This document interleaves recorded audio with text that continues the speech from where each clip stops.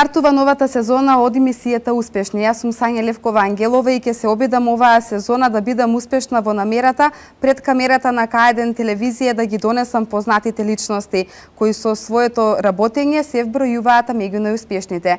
Ова прво издание од емисијата Успешни се одлучив моја гостинка да биде Драгана Пецевска-Ристова. Малкумина ја знаат како велешка сна, но затоа сите ја паметат како ракометарката која долги години ги бранеше боите на македонската репрезентација и беше дел од кометал Ѓорче Петров. Разговорот ќе го започнеме хронолошки, односно од моментот кога свати дека твојот најверен пријател ќе биде топката. Се сеќаваш и кога беше тоа? Вау, па искрено мислам дека и во тоа време кога почнав да се занимавам со ракомет, не знаев дека ќе ми биде најверен пријател, нели? Искрено јас не знаев што е ракомет. Постарата сестра моја, значи имам сестра 2,5 години постара и она пето оделение почна да се занимава. Мама, ќе идам ја на ракомет. И јас како помалото, нели, како тоа понебитно, морам и јас со нејзе и така започнав да играм ракомет. Јас бев трето оделение, ми се чини. Така, од 11 години од прилика. Да, така некако. Потоа, што следеше? Нашата школа, значи основното училиште Димо Хаџидимов, соработуваше тогаш, не е како сега, што е ракометот направен или секој си има школи. Да. За ракомет, за фудбал и така натаму. У тоа време беше основните школи. И веројатно има некоја конекција, не знам, од тоа школа бира деца за да бидат пионерки во кометал, тогашно Ѓорче Петров, нели? И јас успеав да влезам во таа селекција на пионерките. Искрено и во тоа време бев, пошто играв крило, немаше многу конкуренција и не беше толку ракометот многу познат да сега, како сега ние што имаме 2000 деца па да бираш кој да биде во тимот.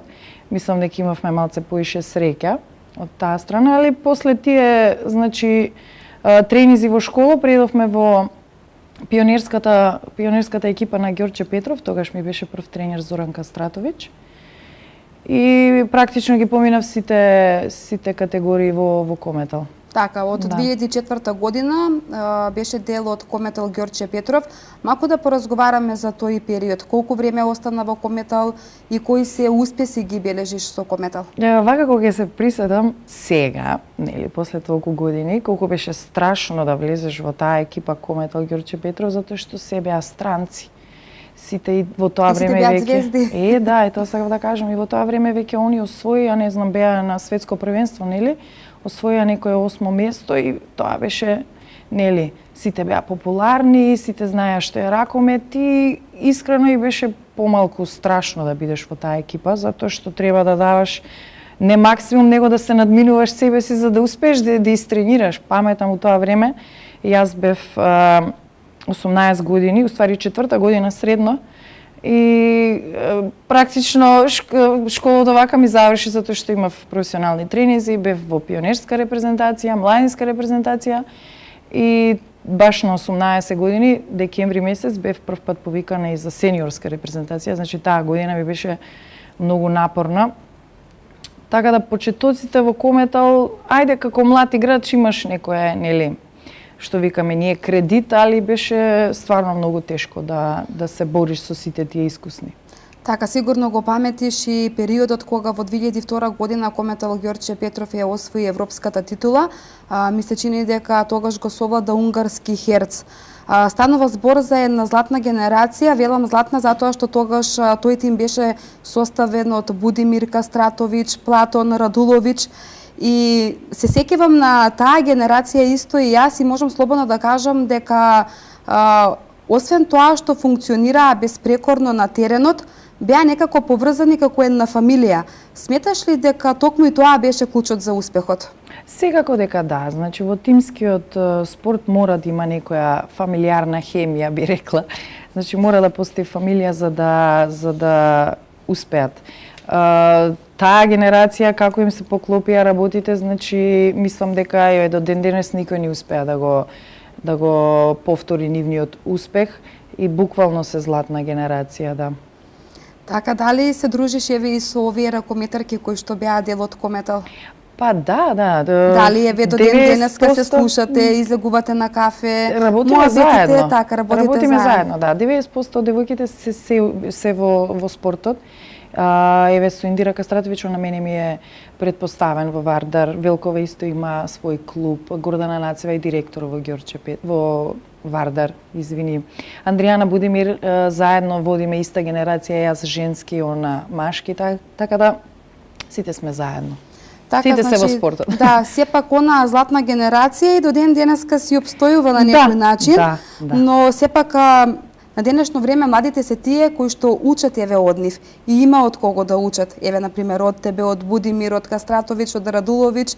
Навистина таа златна генерација која што своето знаење и своето искуство кое што го имаше долги години на теренот и до ден денеска го пренесуваат на помладите генерации. Искрено да ти кажам, тешко е кога ќе заврши со, да речам, успешна кариера.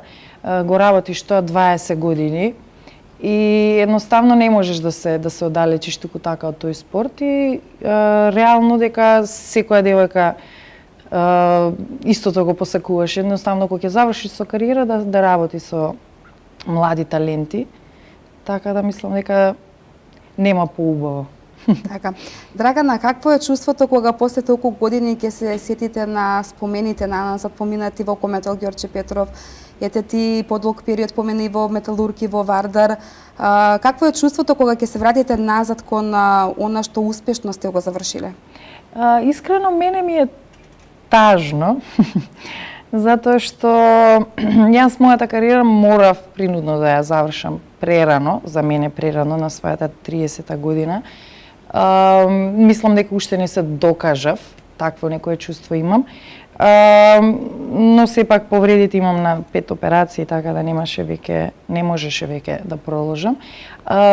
Од една страна жалам затоа што сето тоа убаво помина, од друга страна сум пресреќна затоа што јас успеав да направам една убава кариера и да имам со што да се гордеам. Да, кариера за паметење. Да. Во 2010 беше и дел од црногорскиот шампион Бодукњос, кој ја освои титулата во Купот на победници. Колку време беше дел од оваа екипа? Да. Значи јас 2010 преминав во Будучност, од кога се распадна Кометол Ѓорче Петров. 2 сезони бев таму, втората сезона, тогаш се ствараше таа екипа на Будучност, значи млади ракометарки сакаа да направат еден олимписки циклус за да може да се освои Лига на шампиони и тоа и успеа да го направат. Са првата година не успеавме ништо конкретно да направиме, а втората година веќе го освоивме купот на ЕХФ купот и уствари не. Првата година го освоивме купот на ЕХФ, а втората година игравме Лига на шампиони и стигнавме до мисечини полуфинале и изгубивме. Да јас од кога си отидов, следната година они веќе го освоија Лига на шампиони. Така, потоа еден период помина и во дресот на Металург, но потоа направи трансфер во Вардар. Што беше пресудно од Металург да се преселиш во Вардар? Искрено, сакав да се вратам дома и го одбрав Металург затоа што беше единствениот клуб во Македонија кој што се бави, да речам, професионално, полупрофесионално. Игравме исто, мислам дека ЕХФ куп, битно се играше некоја меѓународна лига.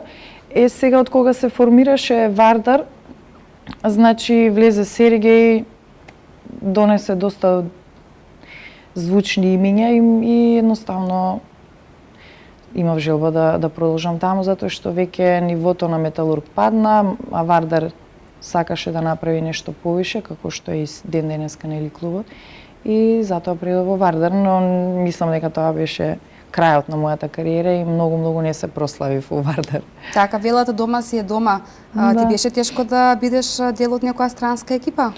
Искрено не се снајдов на почетокот, не се снајдов добро, значи многу ми беше тешко, бев премногу носталгична, но како изминуваше периодот, додуше отидов таму и повредена, многу тешко можев да се вратам после таа операција, али помина таа полусезона и веќе стекнав пријателства, до ден денеска сме во контакт и така да после тоа ми беше убаво. Долги години ги бранеше и боите на националниот тим, беше дел од македонската репрезентација како искусно лево крило. Може ли да издвоиме некои посебни успеси постигнати со македонската репрезентација? Вау, значи како се осеќам многу стара, значи има многу Немаш моменти. години, но имаш многу успех. Стаж. Па не знам, би нешто што јас го паметам, тоа е моето Па прво добро, само светско. извини ќе те прекинам. Претходно во неформален разговор ми кажа дека 15-17 години се поминала во дресот на македонската репрезентација и сега можеби гледачите ќе речат колку години има Драгана. Не сум многу Ама стара. нема така нема да потенцираме колку години имаш, но сепак ќе кажам дека долги години си на теренот. Долги години, да. Јас успеав да влезам во таа репрезентација, да речам репрезентација која што се уште беше на врвото таа 94-та, така нешто 97-ма како беше. Значи успеав да влезам како 18 годишна македонка со сите звезди. Само ја бев од младите и паметам таа година, значи бевме на првото мое светско првенство во Италија, 2002 ми се чини. И таа година добив награда за најдобар млад спортист. Така да, за најдобар млад спортист таа година. После има многу светски и европски, но ете така нешто позначително би го кажала Европското првенство во Македонија, каде што го повторивме успехот на таа златна генерација. Ние успеавме да бидеме 8 на европско, они беа 8 на светско. Така, станува збор за голем број успеси постигнати во македонската репрезентација, исто така и во Кометол Ѓорче Петров, Металург, Бодукњос и Вардар. Колку значи поддршката од публиката кога си веќе на теренот? Јас мислам дека мене лично колку ме мотивираше тоа, значи мислам дека секогаш на шала, на смеа со моите ќе кажам, ако ми е одразот метар, нели, кога ќе скокнеш на контра, ја мислам дека со публиката 2 метра скокам и се задржувам во воздух. Стварно беше, во тоа време многу имавме публика и самата сала кале, да речам, мала, звучна, ги слушаш, трчеш по аутлинија, ги слушаш како навиваат за тебе. Подоцна и Борис Трајковски кога се отвори се наполни салата за Европското првенство. Стварно мислам дека е многу битно. Така, македонската публика знае да направи до ден денеска, мислам, добра атмосфера. Да. Па вака во муабет со колешките, нели, кога бев во будучност сите различни држави, Балкан на едно место и сите викале, кога ќе дојдовме кај вас, мислам дека и да знаеш да играш, не знаеш вика во моментот да играш. Така, влие тоа, нели? Влие. Мислам се професионалец си, така не би требало да ти влие, али во секој случај знае да се направат некои грешки, да предизвика самата атмосфера трема кај играчот. Трема кај играчот, да, мислам дека е така, на тоа европско ја добивме Хрватска. Така, на тој начин, со помош на тој начин. Да, беше нешто изедначено. Па тука негде беше, да, мислам реално ние немавме некоја екипа, некој состав кој што може да рече сега супер ќе стигнеме, ќе поминеме група или не знам ќе освоиме медал. Значи, ние игравме од такмица до такмица и успеавме со таква екипа да стигнеме и да бидеме осмо место на тоа европско првенство. Затоа беше многу битно домашна атмосфера за нас. Да. Претходно во разговорот спомена дека многу млада се откажа од ракометот, ја заврши својата кариера, ми се чини во 2014 година. Да. Зошто толку рано е? Затоа што имам проблем со раскавицата на левото колено, оштетување и тоа не ми дозволи да продолжам да тренирам. Криво ти е? Па да. Да. Да. Првата операција ми е многу млада, што ми е многу криво, значи у тој период имавме руси, украинци кои што не гледаат како сега ние што ги гледаме, што ги третираме децата. Значи јас на 16 години тренирав и трчав исто како таа што игра 28 години веќе спремен играч, така да многу рано почнав со операциите. 23 години ми беше првата операција на коленото, па после 2 години играш по уште една и така се влечеше секоја година по некоја ситна повреда, да на крај јас дури имав операција на десното колено и правев свадба за месец дена. Така да е, и мислам дека беше со патики. И со патики игра, да. Така. Драгана, ми се чини дека овие повреди кои што ги спомена и ти, дека се дел и од ракометот и од фудбалот, особено кога станува збор за ракометот, бидејќи еден од погрубите спортови. Но ми се чини дека овие повреди им се случуваат само на големите звезди. И тогаш тие мора да стават крај со својата кариера. Знаеш зашто е тоа така? Затоа што сме преоптеретени, да речам. Значи, преисфорсирани. Таков беше и концептот на работа на тренерите кои што не водеа. Сега мислам дека е многу подругачие се гледа на тие работи. Значи, ако треба да изиграш, ако водиме на утакмица, прост пример, нема потреба да играм 60 минути ќе игра друго девојче да се да се гради како играча. Ја во моје време само ја бев кометал 60 минути. Не зборам почетокот, нормално дека влезе, тогаш чекав ред за да влезам на утакмица, но подоцна веќе немаше утакмица што ја не ја имав одиграно 60 минути. Така. Да. Ке се вратиме повторно назад малку на разговорот со Кометал. Спомена, јас бев единственото лево крило во Кометал. Млад играч. Да. Кои беа останатите кои што играа со тебе? Се сеќаваш на имињата? Да, како не. Значи, во тоа време беа Наташа Тодоровска, Малахова. После беше Цигица, украинката. Така. После Рајхел Радченко, тие беа на моја позиција. Индира Велкова, Анжела Платон, Борисенко, голманката. Ми тикна друго кој беше. Така, дел од нив беа, мислам дека и од делот македонската репрезентација. Да, добро, тоа беа, 50% веќе изема македонско државјанство во тоа време, али зборувам млада македонка, така, единствено девојче од подмладокот, подоцна приклучија уште неколку девојчиња. Така да, малку имавме ние, да кажам, шанса во тоа време. Од друга страна ќе речете па каков беше квалитетот на македонските ракометарки за да влезат у Кометал. Али од оваа перспектива сега како тренер мислам дека многу повеќе девојки заслужуваат да влезат во тој тим за да успеат. Но сметаш дека тогаш беше поригорозно? Да, беше поригорозно.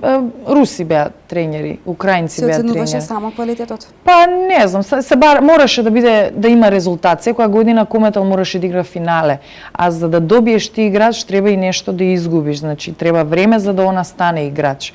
Мене ми беше многу полесно затоа што сум крило. Многу потешко да внесеш центар во таква екипа, треба да биде готов играч. Или некој бек. Да, или некој бек кој што мора, он одлучува, нели, за... Точно, тие се тие кои што ја организираат водат играта, да. Така. А јас моја, кој ќе ми дадат топка да шутнам, одбрана да изиграм, да трчам. контра. Да, контра, да бидам прва и така. Така. Ќе поразговараме сега малку и за она што се занимаваш во моментов, а тоа е тренер во ракометниот клуб Вардар на пионерките. Од каде стигна идејата за овој ангажман? Па, јас кога престанав да играм ракомет, нели, во меѓувреме останав трудна, го родив киркичето Јанчето и на крај што после, нели? Веќе сакам да се занимавам со ракомет уште. Да, пробав тука као ајде во Велес да отворам школа, но испадна поубава опција. Ме викна да бидам таму тренер во Вардар и мислам дека не сгрешив. Така, како е да се биде тренер на пионерките со оглед на тоа дека токму веќе од тие генерации 5-16 години се раѓаат нови звезди? Јас ги земав на 13 години, значи 2 години сум сега веќе таму. Искрено за мене тоа е прво искуство. Нели? Да, супер, ти знаеш да играш ракомет, си играл толку време, али да бидеш тренер е сосема различно. На самиот почеток, окей, треба да воведеш дисциплина, ред, да те слушаат, нешто што мислев дека треба, нели, како тренер да го спроведеш. Отпосле ние бевме пријавени во пионерска лига, али бевме 2 години помали од сите таму, па порази, па како да се снајдеш, како да ги вратиш децата и така. У суштина е, цело време си викав, леле, не може, нели, како викаат, не може секој добар спортист да стане добар тренер. Ама не било така, значи ако си го сакаш тоа што го работиш, можеш да успееш во тоа. Искрено мислам дека имаме голем успех сега, веќе после година дена. Се мислев дека така брзо можеш да промениш нешто, али тоа е тренажен процес кој што треба време за да се покаже било каков резултат. Ти представува ли оваа позиција тренер предизвик? Како не, да. Знаеш како играч е многу полесно, се зависи, нели? Ти дадат топка, ќе дадеш гол, али како тренер треба да правиш играчи, нели? Треба да уствари да ја создадеш историјата. Практично ти од тебе излагаат такви деца, нели? Тоа е многу голем предизвик. Да бидат успешни или да бидат репрезентативки или да играат во некои добри клубови, тоа е предизвикот. Според тебе добриот играч е огледало на добриот тренер?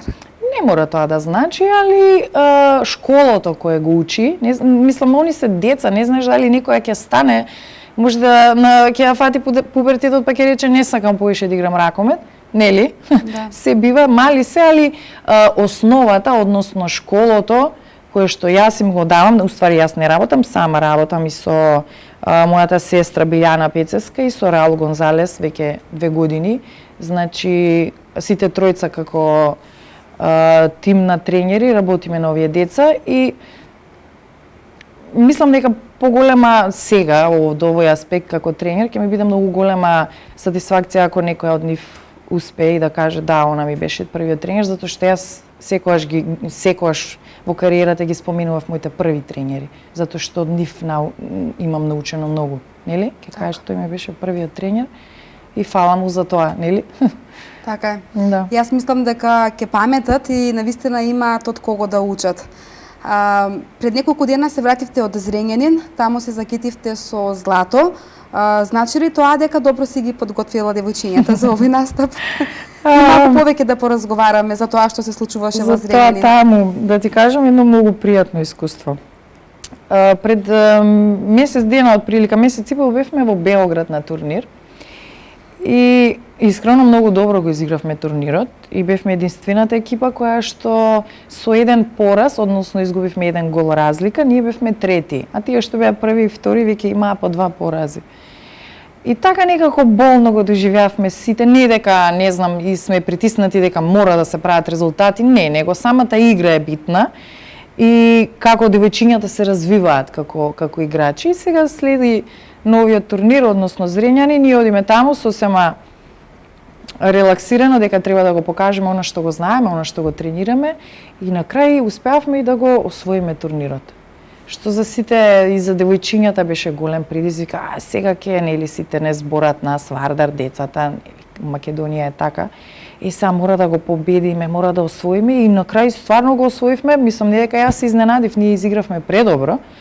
Али секогаш на тие турнири постојат нели постари играчи ќе вметнат, сакаат они поголеми успеси, ние сме една иста генерација. И искрено бев пресрекна. Драга, на мене она што ме интересира и од секогаш ме интересирало уште кога сум била дете, дали кога можеби некој надпревар ќе се изгуби, после тоа сум мислела дека во собликувална тренерот ги кара. Што се случува? Не, кај мене не е така. Не е така, се делат некои совети, гледате што да се подобри за наредниот пат да не се изгуби. Да. Не знам, можеби тоа јас што го поминав, пак ќе се навратам се тоа убави моменти, али у тоа време беше така руска школа, значи после секој пораз беше вау, главите доле, нема шетање, нема смеење, кај мене не е така. Ти си позитивна личност? Да, па сепак се тоа деца кои што сега се развиваат, сите тие да кажам сеќавања лоши што ги имам ја, не ќе они да ги имаат. Значи се бара од нив да напредуваат, да учат и да го даваат максимумот од себе. Имав таква случка, поточно поразот во Белград и јас само се вртам на клупа, јас ги гледам, они сите плачат. И сега тука треба да застанете, значи треба да се бориме, бла бла бла. И кога отидовме во Зрењанин и сите, знаеш како, сите тие трауми сами си ги прават, а не јас. Почна турнирот, леле, само да не биде како таа утакмица, и замисли сега на таа утакмица да требаше и ја да бидам лоша после тоа. ќе им беше траума за цел живот. Така да кај Да, мене секако нема да, и така. тоа е негативно влијание и на самиот играч. Ама спортист треба да научи и да губи, не Така. само да победува. Тоа е составен дел од играта, нели? Значи да изгубиш, да се бориш, ама да изгубиш, а не да не се бориш и да изгубиш, веќе тоа поише боли. Драгана, претходно во разговорот спомена дека кога ти ја започна твојата кариера не постоеше школа стрикно за ракомет. Колку денеска школите за ракомет, за фудбал или за било кој друг спорт придонесуваат да се родат нови звезди? Не дека не постоеше школа, него не беше под името школа за ракомет, него као наставникот по физичко води школа по ракомет. Така беше. Значи во школски сали немаше име, презиме, тој и тој. Како сега што е, например, школа Алушевски, школа на Индира Кастратовиќ. Сега има посебни школи. Посебни школи, да. И сега можноста на нашиот клуб која што им ја даде, имаме и тука у Велес, значи да бидат сите тие школи да бидат под името Вардар. И мислам дека е многу добро, затоа што колку што познавам ја, 10 деца од Велес играат во Вардаровите школи, односно Вардаровите тимови, пионерска, кадетска, младинска. Така да и тие што се надвор од Скопје имаат можност да дојдат и да бидат селектирани од страна на Вардар и да бидат во тимот на Вардар, дали е пионерски, кадетски или младински. Така да сега им е многу полесно да успеат него у наше време. Така. Кој е твоето мислење за ракометот денес во Македонија? Има ли шанси македонска екипа да го повтори успехот на кометол Ѓорче Петров? Има, нели? Секако дека има, Вардар се стреми кон тоа, али сепак мислам дека нивото на нашата македонска лига, односно ракометот во Македонија е многу ниско. Значи немаме лига, сениорска лига од, не знам, 3-4 екипи врвни да се борат меѓу себе, овдека е само Вардар, па 10 места празни и останатите клубови кои што живеат едноставно од љубов према спортот. За жал, немаме спонзори, цел живот се проблем тие спонзори. Да. Нема спонзори за да женскиот ракометен свет, односно девојките кои што се занимаваат да бидат поуспешни од тоа што се. Затоа што ако не си во Вардар, така, тоа е тоа. Во самата најава споменав дека си велешка сна, но подготвувајќи се за ова интервју, дојдов до еден податок, доста интересен, само ќе ми кажеш дали е така, дека Драгана била запросена на автопат од Велес Скопје после патарината. Сега малку за ова да поразговараме, како беше тоа, како се случи, очекуваше ли? Не очекував. Тоа беше после наша утакмица, не знам, игравме Лига на шампиони. И се спремавме со сопругот да дојдеме тука, тогаш е дечко. Се спремавме да дојдеме на негов братуче веридба, така нешто. И така некако нервозно, обично после секоја утакмица цела моја фамилија надвор седиме, нели, кажуваме импресии, оно се наеднаш сите се разотидоа, ја ќе си одам. И добро, стигнавме дома, се спремив, мама уште ми вика, ај намести си косата малце. Викам, мамо, бе, одам дома, ќе се спремам. Знаеш, некако ситници кои што... Така. Од после. Да, од после веќе го споев мозаикот. Така. Нема да ти текне. И точно така беше, значи, на патарина Петровец, уствари, таа е нашата патарина. И Бобан ги изорганизирал сите наши најблиски, стоеа пред патарината, да, со парола, Драгана, омажи се за мене. И ти кога биде? И ја кога биде. Многу беше така, возбудливо. И јас искрено во такви моменти се шокирам. Значи немам емоции како сите што плачат, ја вака се шокирав и гледам леле. Спрвим си мислев дека некој штрајк има, после си викам чекај бе 7 сат навечер. И после читам Драгана. Читам Драгана, да. Во секој случај ќе си го паметам. Викам ова се несува за мене така. Да. Добро, да, убаво изненадување од страна на твојот сопруг. Сега си мајка на 2-годишно девојче, керкичка Јана. Јанче. Така, колку успеваш да и се посветиш на керкичката со оглед на тоа дека имаш обврски во клубот Вардар? Па, успевам искрено. Значи, мојата работа во денот е, од прилика ако патувам Велес Скопје, тоа се 3 сата. Максимум 3,5 сата, така да преостанатиот дел од денот е мој и неизин, така да нон-стоп сме заедно. Така, и Јана на кого ќе ги наследи чекорите, на мама или на тато? И па ја сакам на мама, затоа што тато е фудбалер. Уште од сега ја приметуваме со така некои спортски моменти, цело е мускулесто, игра гол, брани, исто како татко и... Сака да си игра со топка? И па искрено, само топки има она. Што ќе му дадеш на детето, тоа ќе учи, нели? Она е 24 часа, нели, да речам, со спорт на телевизија, доаѓа на тренинзи кај мене, идеме кај Бован утакмици. Значи цело време полена само со спорт. Да, само со спорт и со тренерчиња, патичиња и така.